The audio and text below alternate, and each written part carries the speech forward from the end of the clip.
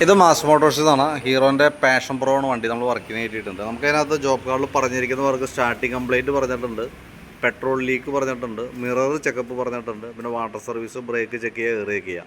ഇത്രയും കേസാണ് മെയിനായിട്ട് പറഞ്ഞത്. ബ്രേക്കൊക്കെ നമുക്ക് ടൈറ്റ് ചെയ്യാനുണ്ട്, അഡ്ജസ്റ്റ് ചെയ്യാനുണ്ട്. അപ്പോൾ ബ്രേക്ക് അഡ്ജസ്റ്റ് ചെയ്തിടാം, എയർ ചെക്ക് ചെയ്യാം. പിന്നെ സ്റ്റാർട്ടിങ് സംബന്ധമായിട്ടുള്ള കംപ്ലയിൻറ്റും പെട്രോൾ ലീക്കിൻ്റെ കാരണം കാർബേറ്റർ അസംബ്ലി ആണ്. ഈ കാർബേറ്റർ അസംബ്ലി കംപ്ലയിൻ്റ് ആണ് ശരിക്കും. കാരണം അതിൻ്റെ ഈ ഭാഗമൊക്കെ നോക്കിക്കഴിഞ്ഞാൽ അറിയാം, ഇതിൻ്റെ ഉള്ളിൽ പെട്രോളിൻ്റെ അകത്ത് മിക്സായി വരുന്നത്. ഇപ്പോൾ പെട്രോളിൻ്റെ കൂട്ടത്തിൽ കൂടെ എത്തനോൾ മിക്സ് ചെയ്ത് തന്നെയുണ്ട്. ആ എത്തനോളിൻ്റെ ഒരു കെമിക്കൽ റിയാക്ഷൻസാണ് അതിൻ്റെ ഉള്ളിൽ വന്നേക്കുന്നത് കേട്ടോ. ഓക്സിഡേഷൻ നടന്നിട്ട് മൊത്തം ദ്രവിച്ചൊരവസ്ഥയിലേക്ക് മൊത്തം മാറിയിട്ടുണ്ട്. ഇതുകൊണ്ടാണ് ആ പെട്രോൾ ലീക്കേജ് കാണിക്കുന്നത്. ഓവർഫ്ലോ വന്നതിൻ്റെ മെയിൻ റീസൺ ഇതാണ്. അപ്പോൾ ജസ്റ്റ് ഒന്ന് ക്ലീൻ ചെയ്തിട്ട് നോക്കാം. സ്റ്റാർട്ടിങ് കംപ്ലയിൻറ്റ് കാണിക്കുന്നതിൻ്റെയും മെയിൻ കാരണം അത് തന്നെയാണ്. ലീക്കേജ് വന്നതിൻ്റെ മെയിൻ കാരണം ഇത് തന്നെയാണ്. അപ്പോൾ ജസ്റ്റ് ഒന്ന് ക്ലീൻ ചെയ്ത് നോക്കാം. നമുക്കൊരു ഉറപ്പ് പറയാൻ പറ്റില്ല. പെട്രോൾ ലീക്ക് കൂടുതലായിട്ട് കാണിച്ചാൽ സ്റ്റാർട്ടിങ്ങിൻ്റെ കേസ് ഓക്കെ ആവും. പക്ഷേ പെട്രോൾ ലീക്കേജ് കാണിച്ചാൽ ഓവർഫ്ലോ കംപ്ലയിൻറ്റ് കാണിക്കും. അങ്ങനെ കാണിച്ചാൽ പിന്നെ നമുക്ക് കാർബേറ്റർ അസംബ്ലി ഒന്നും ചെയ്യാൻ പറ്റില്ല, മാറ്റി പുതിയത് വെക്കേണ്ടതായിട്ട് വരും കേട്ടോ. അത് അറിഞ്ഞിരിക്കുക. കാരണം അപ്പോൾ ജസ്റ്റ് ക്ലീൻ ചെയ്താൽ പോലും നമുക്കത് ക്ലിയറായിട്ട് കിട്ടണമെന്നില്ല. പിന്നെ നമുക്കതിൻ്റെ ജസ്റ്റ് എയർ ഫിൽറ്ററൊക്കെ ജസ്റ്റ് നോക്കി. എയർ ഫിൽറ്ററും പ്ലഗും പുതിയതാണ് കിടക്കുന്നത്. ഞാൻ അപ്പോൾ കൂട്ടത്തിൽ കൂടെ ഒന്ന് ചെക്ക് ചെയ്തെന്നുള്ളൂ. പിന്നെ മിററിൻ്റെ കേസ് പറഞ്ഞിട്ടുണ്ട്. മിറർ ഈ സൈഡ് മൊത്തത്തിൽ വെറുതെ തിരിഞ്ഞ് കളിക്കുകയാണ്. അപ്പോൾ അത് രണ്ട് സൈഡും അങ്ങനെ തന്നെയാണ്.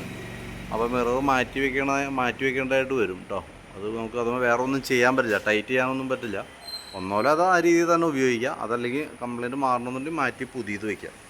അത്രയാണ് നമുക്കതൊന്ന് ചെയ്യാൻ പറ്റുക. അപ്പോൾ നിലവിൽ ഞാൻ കാർബേറ്റർ അസംബ്ലി നമുക്ക് ഓൾറെഡി സ്റ്റോക്കിൽ ഉണ്ടാവില്ല. കംപ്ലയിൻറ്റ് വന്നു കഴിഞ്ഞാൽ പോലും ഓൾറെഡി സ്റ്റോക്കിൽ ഉണ്ടാവില്ല. നമ്മൾ ഓർഡർ കൊടുത്ത് വരുത്തി എടുക്കേണ്ടതായിട്ടൊക്കെ വരും. ജസ്റ്റ് ഒന്ന് ക്ലീൻ ചെയ്ത് നോക്കാം. കിട്ടുകയാണെങ്കിൽ ലക്കിന്ന് കരുതുക, ആ രീതിയിൽ ഉപയോഗിക്കുക. കാരണം ഇത് ഇങ്ങനെ കാണിച്ചാൽ ഒട്ടുമിക്ക വണ്ടിയുടെയും കംപ്ലയിൻ്റാണ്. അതായത് പിന്നീട് റെഡി ആവാറില്ല.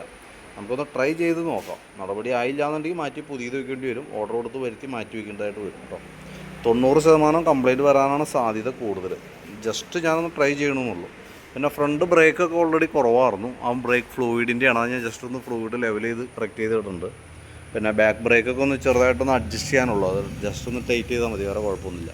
എയർ കുറവുണ്ട്, അത് നമുക്ക് ചെക്ക് ചെയ്തേക്കാം. അപ്പോൾ ഏകദേശം നമുക്കൊരു പ്രതീക്ഷിക്കാവുന്നൊരു എസ്റ്റിമേറ്റ് കാർബേറ്റർ ക്ലീൻ ചെയ്ത് വരുമ്പോൾ ഏകദേശം എസ്റ്റിമേറ്റ് ഞാൻ നോക്കിയിട്ട് ഡീറ്റെയിൽസ് വാട്സാപ്പിൽ ഇടാം. കാർബേറ്റർ അസംബ്ലി കംപ്ലയിൻ്റ് ഉണ്ടെങ്കിൽ ഞാനത് സെറ്റ് ചെയ്തതിന് ശേഷം റിപ്പീറ്റ് കോൺടാക്റ്റ് ചെയ്യുന്നതാണ്. ഓക്കെ.